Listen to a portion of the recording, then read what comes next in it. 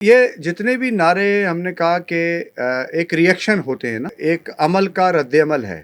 جس طرح ہیگل نے کہا تھا کہ ایک تھیسس ہے، ایک اینٹی تھیسس ہے، پھر سنتھیسس. آپ یہ دیکھیں کہ انوائرمنٹ ایسا پروڈیوس ہو گیا تھا، اور مجھے اچھی طرح یاد ہے کہ یہ جو یوتھ کی بات ہے، یہ بہت پہلے سے لوگ اس کو پلان کر رہے تھے کہ ایک یوتھ فینومینا پاکستان میں اس کی ضرورت ہے اور اس کے اوپر لوگ جمع ہوں گے.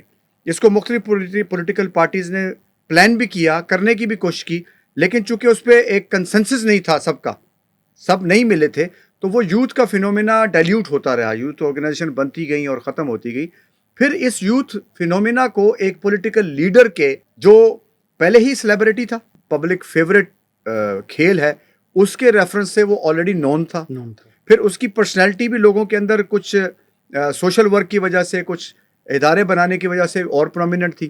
تو لوگوں کو ان حالات میں جب ایک طرف ایم کیو ایم کا الطاف حسین، نواز شریف مسلم لیگ نون کا، اور پیپلز پارٹی کے زرداری صاحب، یعنی بے نظیر ختم ہو گئی ہیں اور زرداری صاحب آ گئے ہیں، تو ان سارے چہروں سے ایک طرح کی الرجی پورے پاکستان میں خاموشی سے پھیلنا شروع ہو گئی. لیکن چونکہ مد مقابل کوئی ایسی فورس نہیں تھی جو ان کو روک سکے.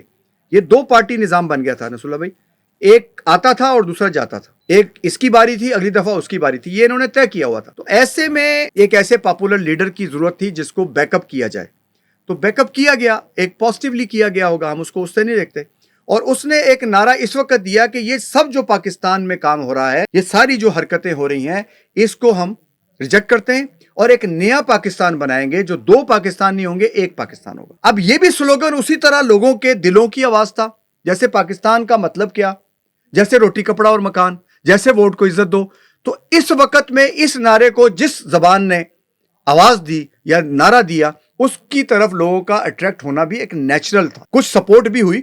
اس وقت کو استعمال کرتے ہوئے جو عمران خان صاحب تھے وہ آگے آئے اور انہوں نے اس پورے موب کو جو ہے نا وہ استعمال کی. اب اس پاکستان کو جو نیا پاکستان بن رہا تھا، پھر جسے مدینے کی ریاست کے ساتھ جوڑا گیا، جس کو ایک آئیڈیالوجی کی، کیونکہ بتایا گیا کہ اگر آپ اس آئیڈیالوجی سے باہر بات کریں گے تو بات نہیں چلے گی، تو آپ کو اسلامی ٹچ دینا ہے. تو اسلامی ٹچ دینے کے لیے آپ نے ایک مدینہ کی ریاست بھی لے لی. تو جو تھوڑے بہت ریڈیکل کہہ لیں یا جو اسلامک مائنڈڈ لوگ تھے، وہ بھی آپ کے ساتھ اٹیچ ہو گئے.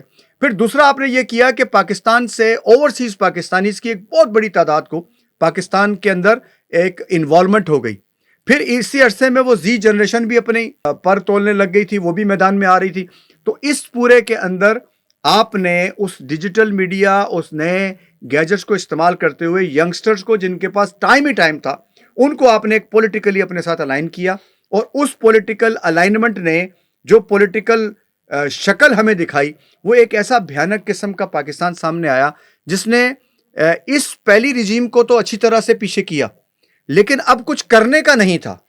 کوئی ایسا پلان نہیں تھا، کوئی ایسی ٹریننگ نہیں تھی، کوئی ایسے خیال نہیں تھے، کوئی ایسے بڑے افراد نہیں تھے، کوئی بڑا شاعر نہیں، کوئی بڑا مفکر نہیں، کوئی بڑا تھنکر نہیں، کوئی بڑا پالیسی میکر نہیں. تو یہ منڈے کھنڈے جو جمع ہوئے، جن کا جو بڑا آدمی تھا وہ اسد عمر تھا، جس کے بارے میں یہ تھا کہ فائنینسز کو چینج کر دے گا. پتہ چلا کہ اس کو پتہ ہی کچھ نہیں تھا. اور پھر ایک ایک کر کے اگر آپ لیتے ہیں تو پتہ چلا کہ وہ کام نہیں ہو سکا.